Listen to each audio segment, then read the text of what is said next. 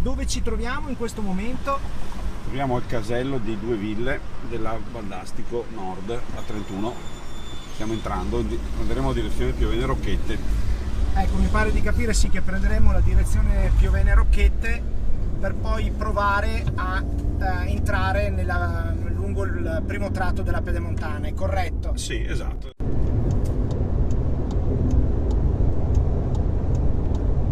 Ecco, se non vado errato, in questo momento ci troviamo lungo la Valdastico Nord, nel tratto che da Due Ville porta a Thiene. Esatto. E la strada possiamo dire che è pressoché vuota, no? Su questa direttrice il traffico maggiore è comunque coperto dalle strade statali. Certo. Che collegano Ecco, Thiene e Schio con Vicenza. Diciamo che mi pare di capire che, visto il ragionamento che anche i comitati fanno, è quello di vedere se adesso il nuovo tratto in qualche maniera supererà nella performance, quindi nell'attraversamento dei veicoli, almeno la Valdastico Nord, no? Almeno quello, perché l'obiettivo dovrebbe essere quello. È più ambizioso. Sì, adesso è molto più ambizioso, perché VAIA si pone un obiettivo intermedio di 27.000 veicoli. In realtà nel piano economico finanziario sono 52.000 veicoli per coprire i 12 miliardi di costo di gestione. Per farci capire, da un normalissimo utente della strada vorrebbe dire vedere una strada molto trafficata, cioè, giusto? piena di macchine, 52.000 veicoli sono la metà di quelle che ha la 4, insomma, praticamente. Ecco. Adesso proviamo a inquadrare. Adesso stiamo prendendo il raccordo. Stiamo arrivando in barriera con la Pedemontana Veneta. Piazzale vuoto, ci sono pochissime auto, insomma, si vede obiettivamente, insomma, c'è da aspettarselo in sostanza. Diciamo che è vuoto, come vuoto è a testa di chi pensa che sta roba possa funzionare. Qua bisogna entrare, c'è una doppia barriera, una sbarra, sì, un po' pericolosa. Stranamente abbassata, mezza, cioè se arriva un camion cosa fa? Non si capisce. Ah, attenzione, la scritta dice no bancomat, giusto? Sì, no bancomat, si può pagare solo in contanti qui, che è una cosa strana. O forse con la carta di credito, va bene. Noi proviamo a pagare con dei contanti. Allora, sono 1,60 € da Due Ville, mi sembra un pedaggio stratosferico. Adesso imbocchiamo la Pedemontana vera e propria. Sì, c'è uno svincolo ovviamente. Ci dice direzione Treviso.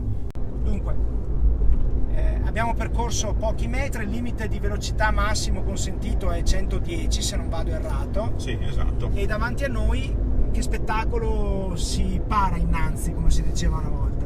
È vuota, è totalmente vuota, cioè abbiamo incrociato una macchina, prima c'era un pullman, ma insomma questo tratto qui saranno 5 km. Ecco, adesso vediamo un camion, un furgoncino dall'altra parte. Sulla nostra corsia però che cosa si vede? Noi siamo sul tratto che stiamo percorrendo noi, è vuoto, completamente vuoto, quindi in entrata non c'è quasi praticamente nessuno in entrata. Abbiamo percorso qualche centinaio di metri e mi pare di capire che, insomma, tranne qualche auto in direzione opposta, praticamente la strada è vuota, no? È vuota, è completamente vuota.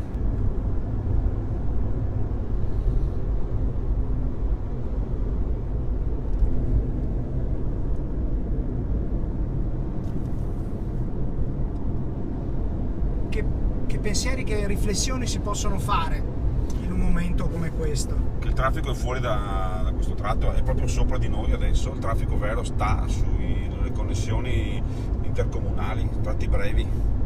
Abbiamo percorso, insomma, circa 4 km, no? Quasi, sì. 4 km. Esatto. La Pedemontana finisce sostanzialmente, il stiamo tratto uscendo. In esercizio, sì. Esatto, questo è il ponte sull'Astico, la corsia si riduce ed è finita qui. E si esce, diciamo, a ridosso di quella che è l'uscita, perché non ci sono caselli, Montecchio Precalcino Breganze sostanzialmente. Esatto, casello da finire, che è una cosa scandalosa. Ecco, se non sbaglio alla nostra destra invece vediamo adesso quello che è il vero traffico. C'è il traffico vero, c'è il traffico che viaggia tra Breganze e Thiene. Noi abbiamo la precedenza e loro si devono fermare. Lo so, loro hanno lo stop, c'è una colonna di qualche chilometro lì nel raccordo Quindi è possibile dire che questa immissione e uscita della pedemontana sta creando problemi alla viabilità ordinaria? Crea colonna proprio nell'uscita da Tiene verso Breganze, lì c'è una colonna, l'abbiamo percorsa prima, no? C'è una bella colonna. Adesso noi abbiamo i veicoli, i camion e le automobili che stanno usando la viabilità ordinaria. Adesso immagino che torneremo indietro e proveremo a vedere quante persone entrano, si mettono nella pedemontana veneta.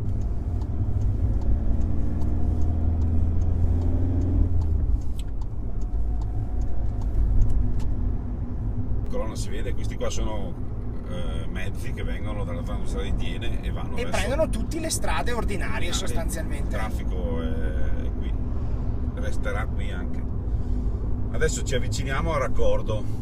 All'immissione, diciamo, sì, della pedemontana. Cos'è un'immissione bella, fatta bene? È pericolosissima, tra l'altro c'è uno stop con una precedenza su chi arriva, che sono la minoranza. Io Dio non voglia che qualcuno si ammazzi, perché lì è veramente pericoloso, cioè qualcuno rischia la pelle, anche qui rischiamo la pelle. È vuota, adesso è una macchina passata. Davanti a noi e dietro di noi abbiamo la colonna che ci segue, che fa la rotatoria passando sotto alla pedemontana, tra l'altro anche zona allagabile questa, e proviamo a tornare verso Tiene. E vediamo il traffico che arriva da Tiene, che non si mette in pedemontana. Vediamo una misura anche dell'idiozia, insomma, dell'inaugurazione di sta roba.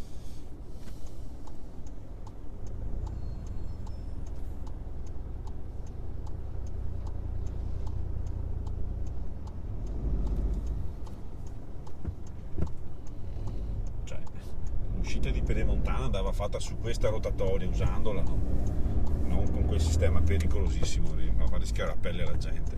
Ecco, c'è la giunta regionale, ma anche i sostenitori dell'opera, i quali ritengono che questa infrastruttura principalmente sarà a beneficio del tessuto produttivo, cioè delle tante aziende che insistono sul territorio e che beneficeranno di questa strada, di questa superstrada a pagamento per farci transitare i loro camion, no? Ma dal vostro punto di vista, rispetto a quello che vedete, come stanno le cose? Le cose stanno così? No, le cose non stanno così. Innanzitutto il problema che hanno loro è il pedaggio. Noi abbiamo pagato 1,60 € per fare questi 10 km e loro pagheranno una media di 3 euro, cioè il doppio. Quindi non è una superstrada a pagamento che secondo voi non è per niente conveniente, no, giusto? Sul piano economico non è conveniente, cioè non ha senso. Io tra un casello e l'altro fare la media di 3-4 euro è pazzesco, cioè io sono un piccolo artigiano, continuo a stare qui, cioè perché devo spendere? Anche perché mi pare di capire che non è che si possano raggiungere velocità siderali, anche in considerazione dei lavori in corso, esatto, che ci sono. Uscendo avevamo un limite a 90 all'ora, insomma, no? Poi calato a 60 perché sennò ci andiamo a schiantare. Ma il problema più grosso è la scelta, questa è un'idiozia, avevamo la proposta seria era metterle assieme a queste strade e non far pagare chi entrava. Un'ipotesi simile a questa esiste, è il passante di Mestre. A Mestre le aziende che percorrono il tratto tra l'aeroporto e la barriera con la 4 non pagano. Ecco, di fronte a noi ci sono altri camion. Questi secondo voi finiranno in pedemontana o sceglieranno la viabilità ordinaria? No, continueranno la viabilità ordinaria. Questi potevano entrare a Tiene, al casello di Tiene, a 31, avrebbero speso anche meno. Hanno bisogno di andare da un'altra parte. Il governatore Luca Zaia, però, e anche Matteo Salvini, che era presente all'inaugurazione pure lui, ma soprattutto Zaia ha fatto tantissimi riferimenti al mondo dell'associazionismo, ai comitati che contestano l'opera, no? Sostiene anzitutto che siano pochissimi, che voi siate pochissimi e che le vostre contestazioni non abbiano diritto di cittadinanza, cioè non abbiano ragione di essere. Come mai secondo voi? Perché si beano delle maggioranze, le maggioranze non ragionano, applaudono, è il meccanismo dei Barabba, no? Vogliono Barabba, se lo tengono. Il problema però più grave è che questa autostrada non farà sparire il PM10, farà sparire le PMI, le piccole e medie imprese, e la responsabilità andrà, perché è vero che si può uscire facilmente, ma si può entrare anche facilmente, e arriveranno le piccole e medie imprese di Amazon, che faranno la metà, venderanno alla metà prodotti fatti in Cina, mandando fuori mercato tutti quelli che producono qui.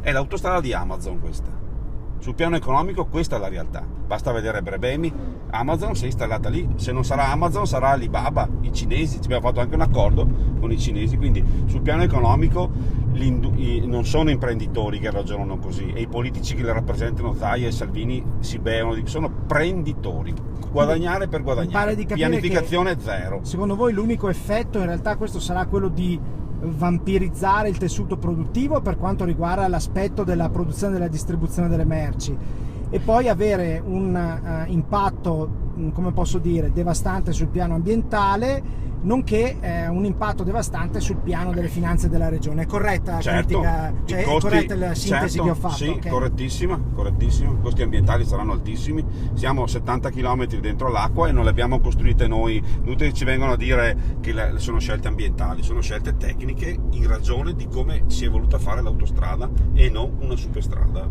Allora, il 50% della mobilità pesante in questo momento su queste strade è fatto dalla SIS per fare il cantiere. Questi qui secondo me non la prenderanno la pedemontana, perché si spostano da casa al posto di lavoro, dal posto di lavoro al posto di trasformazione. Quindi anche la SIS usa la pedemontana? Neanche la SIS la usa. Vorrei vedere che entrarli adesso in autostrada con i camion, l'hanno fatta, cioè, vorrei vederli, vorrei vedere quando sarà in esercizio. Adesso usano le strade di cantiere le nostre, no? Ecco, noi qui siamo, se non sbaglio, lungo la cosiddetta vecchia, lungo la Gasparona nuova. Qui abbiamo la maquette, cioè il plastico in piccolo, diciamo, di quello che doveva essere la Gasparona. Qui abbiamo una strada a 4 corsie sul tracciato di Gasparona, e questo doveva 2 corsie per ogni senso di marcia, con le migliorie dovute. Con le migliorie dovute. Questo tratto poteva essere fatto almeno fino a Treviso, fino a Spresiano.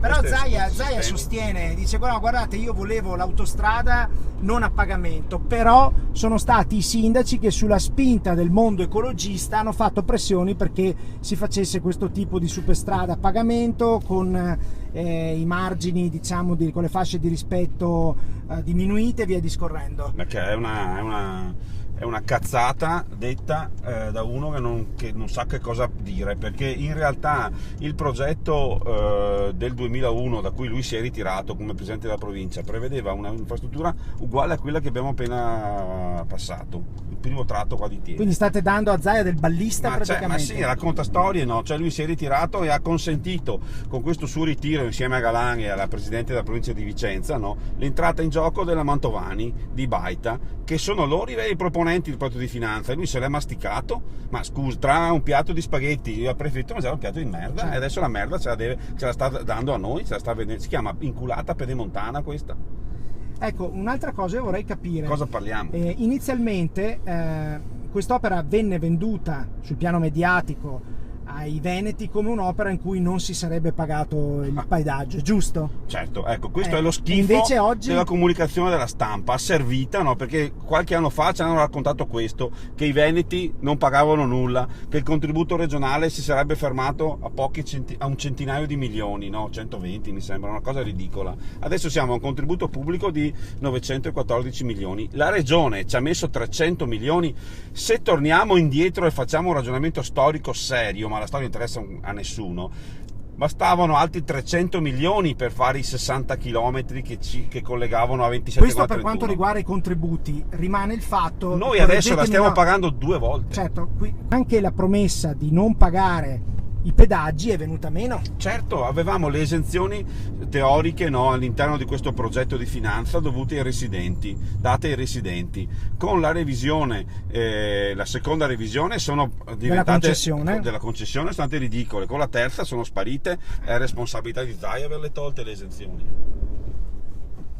Ecco, vediamo che qua invece siamo in zona industriale a Tiene, questi qui si muovono dal casello alla zona industriale, al casello della 31, e qua vediamo una fila. Qua siamo in fila, la pedemontana questa fila non la toglierà mai. Oltretutto la pedemontana ha fatto un errore, ha preso i picchi di traffico per calcolare la sua mobilità. In realtà non si possono, ha gonfiato le stime. Certo, non si possono prendere i picchi traffico. Cioè quando io vado a casa, quando vado a lavorare, quando torno certo, devo prendere le medie più basse, che sono quelle stabili, che vuol dire che è il flusso di spostamento più lungo, quello che prende l'autostrada è quello standard, diciamo. Diciamo che verrebbe però da fare una considerazione, no?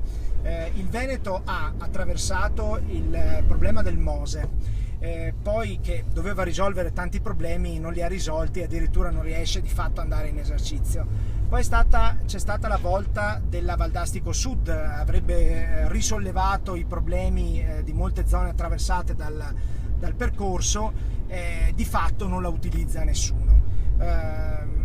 Poi c'è stata la Pedemontana, si è inaugurato un tratto, però vediamo che non viene utilizzato. Voi avete fatto tutta una serie di appunti e di rimostranze molto molto dettagliate. Come mai la cittadinanza, anche da un punto di vista del voto, invece risponde in modo positivo alle proposte che vengono dalla classe dirigente? Non vi siete mai domandati, non so, in realtà questa cosa la popolazione la vuole, noi sbagliamo bersaglio nella nostra critica? Io un'autocritica sono disposto a farla, noi raccontiamo... Perché qua si vede chiaramente che c'è traffico. Questi qui stanno uscendo dalla 31. Adesso immagino che noi ci rimettiamo in coda, no? Facciamo la coda, no? Ma è evidente che dobbiamo fare un'autocritica, perché chi fa la coda poi alla fine, quando va a mettere la scheda nella cassetta elettorale, no?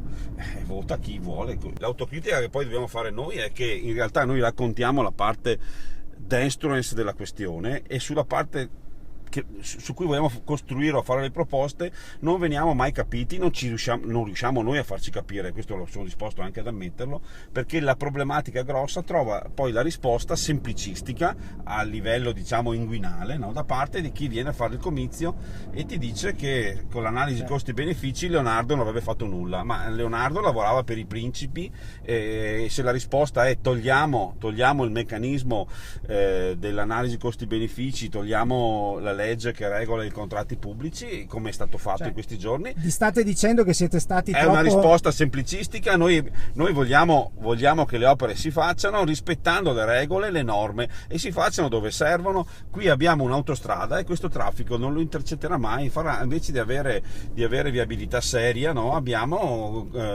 trovato la scappatoia per immettere denaro nel flusso delle aziende, delle imprese. Si poteva trovare di tutte le imprese o solo di alcune? Certo, ovviamente si concentra nelle mani di pochi, perché entrare a fare il subappalto sono in Pedemontana sempre i soliti noti? Sono sempre i soliti noti, sono le ancelle di una politica che conosciamo ormai da 40 anni in questo territorio.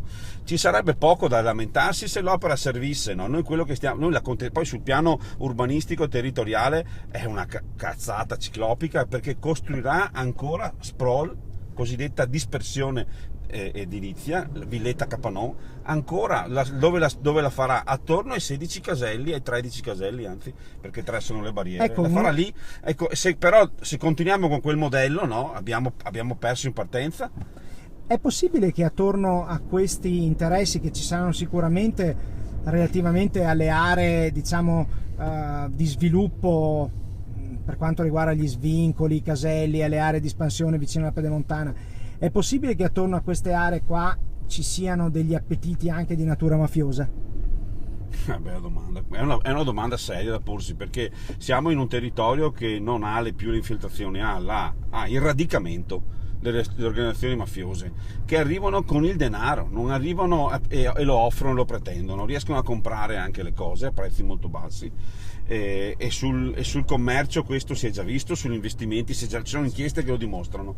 È certo che questo è appetibile per gli imprenditori mafiosi, o che sono disponibili a negoziare con la mafia. C'è un altro aspetto poi però che va detto con molta chiarezza, no? Che chi viene a fare la campagna elettorale o viene a fare le inaugurazioni non lo vediamo qui adesso, in mezzo al traffico, in mezzo al casino. In mezzo al casino. Dove cazzo voi dite sta lo Zaia, vediamo sotto Salvini, i capannoni, no? Con l'aria come non lo condizionata. vediamo, come non l'abbiamo visto, dove ci sono state utilizzate le minacce e le intimidazioni di carattere mafioso vicino al tunnel della galleria contro una famiglia. Lì non li abbiamo mica visti, non sono venuti messaggi di solidarietà da Zaia e da Salvini, no? Tra l'altro ministro dell'interno, ecco, non è soltanto, quindi una personalità importante nella lotta alla mafia, no? Su questo lascia parlare i tecnici, no? Ma lui politicamente non prende posizione. Questa è una cosa grave, gravissima.